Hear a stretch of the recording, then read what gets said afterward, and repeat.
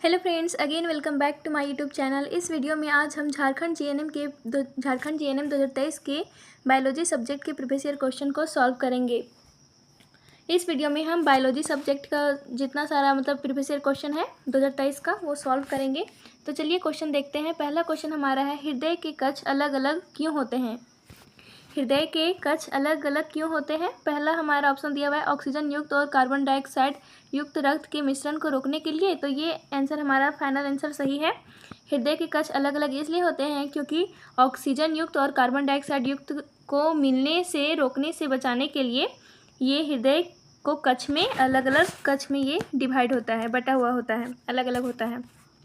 आगे क्वेश्चन देखते हैं। अगला नंबर क्वेश्चन हमारा बोल रहा है, किस प्रकार की रक्त वाहिकाएँ रक्त को हृदय से दूर ले जाती हैं? किस प्रकार की रक्त वाहिकाएँ हृदय से रक्त को दूर ले जाती हैं? तो इसका हमारा फाइनल आंसर हो जाएगा धमनियाँ। आगे क्वेश्चन देखते हैं। अगला नंबर 93 में हमारा क्वेश्चन है, मानव में मूत्र उत्पादन के लिए कौन सा अंग जिम्मेदार होता है? मानव में मूत्र उत्पादन के लिए हमारे गुर्दे जिम्मेदार होते हैं, हमारे किडनी जिम्मेदार होते हैं। आगे क्वेश्चन देखते हैं। अगला नंबर 94 क्वेश्चन हमारा है, उत्सर्जन तंत्र में मूत्र का भंडारण कहाँ होता है? उत्सर्जन तंत्र में मूत्र का भंडारण कहाँ होता है? तो मूत्र का भंडारण हमारा होता है मूत्राशय में। 95 क्वेश्चन नंबर में हमारा बोल रहा है, निम्नलिखित में से कौन सा एक अपशिष्ट उत्पाद है जिसे गुर्दे द्वारा रक्त से निकाला जाता है? तो इसका आंसर हमारा हो जाएगा यूरिया। यूरिया हमारा एक ऐसा अपशिष्ट पदार्थ है जिसे गुर्दे द्वारा रक्त से निकाला जाता है, बाहर निकाला जाता है। आगे देखेंगे अगला नंबर क्वेश्चन हमारा है, किन जीवों में कोशिका विभाजन किसी भी स्तर में हो सकता है? तो अमीबा हमारा एक ऐसा जीव है जिसमें कोशिका विभाजन किसी भी स्तर से हो सकता है। आगे क्वेश्चन हमारा है 97, जब एटीपी में टर्मिनल फॉस्फेट लिंकेज विभाजित होता है तो कितनी ऊर्जा निकलती है? तो इसका फाइनल आंसर हमारा होगा 30.5 kg/mol। ये इंपॉर्टेंट क्वेश्चन है, ये अक्सर पूछा जाता है तो आप याद रखिएगा। आगे क्वेश्चन हमारा है 98 क्वेश्चन, हाइड्रा जैसे जीव प्रजनन के लिए पुनरुत्पादन कोशिकाओं का उपयोग कैसे करते हैं? हाइड्रा जैसे जीव प्रजनन के लिए पुनरुत्पादन कोशिकाओं का उपयोग कैसे करते हैं? मुकुलन के माध्यम से हाइड्रा जैसे जीव पुनरुत्पादन का उपयोग करते हैं।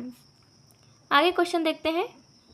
आगे क्वेश्चन हमारा है 99, एक लिंगी और उभयलिंगी फूलों में क्या अंतर है? एक लिंगी और उभयलिंगी फूलों में क्या अंतर है? हमारा पहला है, एक लिंगी फूलों में या तो पुंकेसर या तो स्त्री केसर होता है, जबकि उभयलिंगी फूलों में पुंकेसर और स्त्री केसर दोनों होते हैं। ये हमारा फाइनल आंसर होगा।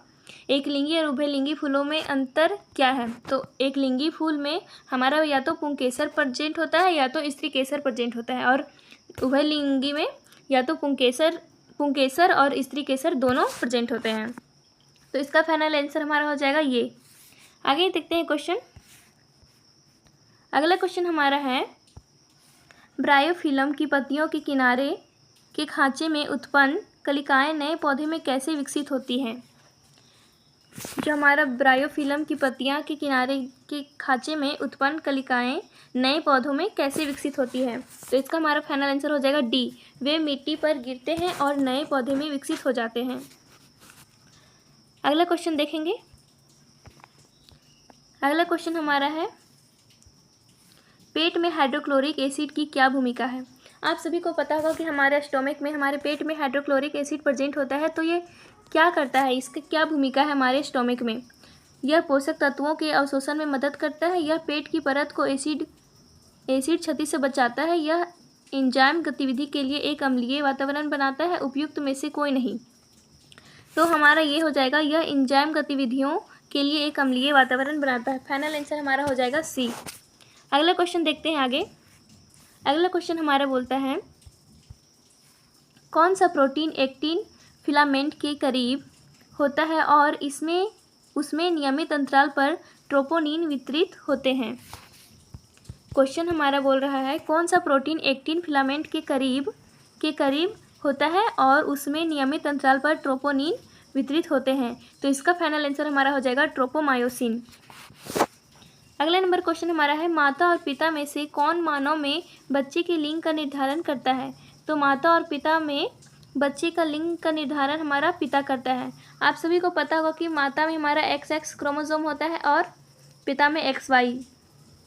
तो माता से तो हमारा X क्रोमोसोम आएगा, लेकिन पिता से कौन सा क्रोमोसोम आएगा यही डिसाइड किया जाता है। अगर X आया तो हमारी लड़की, मतलब जो हमारा लिंग का जो निर्धारण है वो लड़की होगी। अगर Y आएगा तो, अगर XY आया, इधर से X और इधर से Y आया तो लड़का होगा। तो पिता, तो इसका फाइनल आंसर हो जाएगा कि पिता लिंग का निर्धारण करता है। आगे देखते हैं। अगला क्वेश्चन हमारा है, निम्नलिखित में से कौन सी उप इकाई विश्राम अवस्था में एक्टिन फिलामेंट पर मायोसिन के लिए सक्रिय बंधन स्थलों को आच्छादित करती है। इसका फाइनल आंसर हमारा हो जाएगा ट्रोपोनिन। आगे देखते हैं, स्थलीय परिस्थितिकी तंत्र में हरे पौधे द्वारा सूर्य के प्रकाश की कितनी ऊर्जा ग्रहण की जाती है। तो इसका फाइनल आंसर हो जाएगा 1% ऊर्जा ग्रहण की जाती है। आगे देखते हैं अगला क्वेश्चन। अगला क्वेश्चन हमारा है, पौधे अतिरिक्त पानी से कैसे छुटकारा पाते हैं।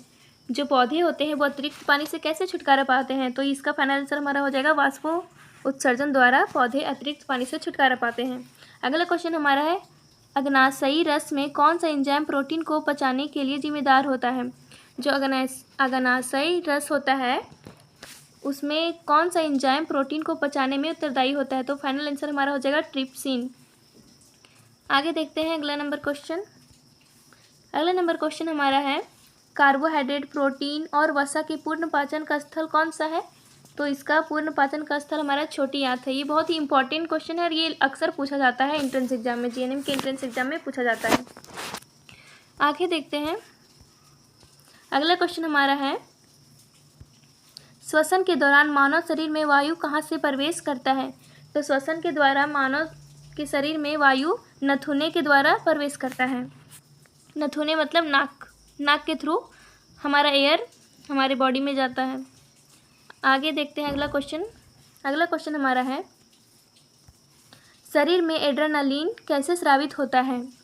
हमारे शरीर में एड्रेनलिन कैसे स्रावित होता है। तो ये अधिवृक्क ग्रंथियों द्वारा सीधे रक्त प्रवाह में स्रावित होता है। फाइनल आंसर हमारा सी हो जाएगा।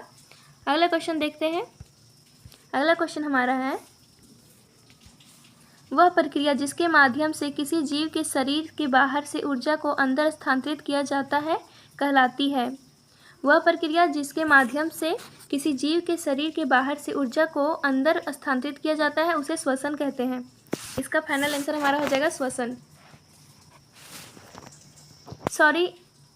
श्वसन नहीं, इसका फाइनल आंसर हमारा हो जाएगा पोषण। अगला क्वेश्चन देखते हैं हम लोग, 12 नंबर क्वेश्चन। इसमें हमारा क्वेश्चन बोलता है, वह प्रक्रिया जिसके द्वारा ऑटोट्रोफ सूर्य के प्रकाश और क्लोरोफिल का उपयोग करके कार्बन डाइऑक्साइड और पानी का कार्बोहाइड्रेट में परिवर्तित करते हैं कहलाती है। वह प्रक्रिया जिसके द्वारा ऑटोट्रोफ सूर्य के प्रकाश और क्लोरोफिल का प्रयोग करके कार्बन डाइऑक्साइड और पानी को कार्बोहाइड्रेट में परिवर्तित करते हैं कहलाते हैं। तो इसका फाइनल आंसर हमारा हो जाएगा प्रकाश संश्लेषण। आगे क्वेश्चन हमारा है, रक्त के अलावा परिवहन में शामिल द्रव्य का नाम क्या है। रक्त के अलावा जो हमारा परिवहन में शामिल द्रव्य का नाम क्या है। तो इसका हमारा फाइनल आंसर हो जाएगा लसिका। आगे देखते हैं अगला क्वेश्चन। अगला क्वेश्चन हमारा है, वह द्रव्य माध्यम कौन सा है जिसमें कोशिकाएं रक्त में निलंबित रहती हैं। तो हमारा प्लाज्मा हो जाएगा फाइनल आंसर। आगे है हमारा क्वेश्चन, ऑक्सीजन के अलावा प्लाज्मा और क्या घुलित रूप में परिवहन करता है। ऑक्सीजन के अलावा प्लाज्मा और क्या घुलित रूप में परिवहन करता है। तो इसका हमारा फाइनल आंसर हो जाएगा आहार को परिवहन करता है, कार्बन डाइऑक्साइड का परिवहन करता है, नाइट्रोजन युक्त अपशिष्ट को, या उपयुक्त सभी। तो इसका फाइनल आंसर हो जाएगा उपयुक्त सभी। ऑक्सीजन के अलावा प्लाज्मा हमारा आहार को, कार्बन डाइऑक्साइड को, नाइट्रोजन युक्त अपशिष्ट को परिवहन करता है। आगे देखते हैं अगला क्वेश्चन हमारा। अगला क्वेश्चन हमारा है, एक व्यक्ति से नए पीढ़ी के निर्माण का वर्णन करने के लिए किस शब्द का प्रयोग किया जाता है। एक व्यक्ति से नई पीढ़ियों में एक व्यक्ति से नई पीढ़ियों के निर्माण का वर्णन के लिए किस शब्द का प्रयोग किया जाता है? तो हमारा इसका फाइनल आंसर हो जाएगा अलैंगिक प्रजनन। आगे है अगला क्वेश्चन, पुष्प का कौन सा भाग मादा प्रजनन यंग है? तो पुष्प का यहाँ पे बोल रहा है पुष्प का कौन सा भाग मादा प्रजनन का यंग है? तो फाइनल आंसर हमारा हो जाएगा स्त्री केसर। आगे क्वेश्चन हमारा है, पुष्प के किस भाग में बीजांड होते हैं? तो फाइनल आंसर अंडाशय में बीजांड होते हैं। आगे देखते हैं, क्वेश्चन हमारा है, पुरुष प्रजनन प्रणाली में शुक्राणु का निर्माण कहाँ होता है? तो पुरुष प्रजनन प्रणाली में शुक्राणु का निर्माण हमारे वृषण में होता है, हमारे टेस्टिस में होता है। मतलब जो पुरुष का टेस्टिस में शुक्राणु का निर्माण होता है। आगे देखते हैं लास्ट नंबर क्वेश्चन, पुरुष प्रजनन प्रणाली का कौन सा भाग शुक्राणु कोशिकाओं को पोषण प्रदान करता है? तो इसका हमारा फाइनल आंसर हो जाएगा शुक्राशय। पुरुष प्रजनन प्रणाली में शुक्राशय शुक्राणु कोशिकाओं को पोषण प्रदान करता है। आज के लिए इतना ही। आई होप आपको ये वीडियो पसंद आया होगा। Thank you so much.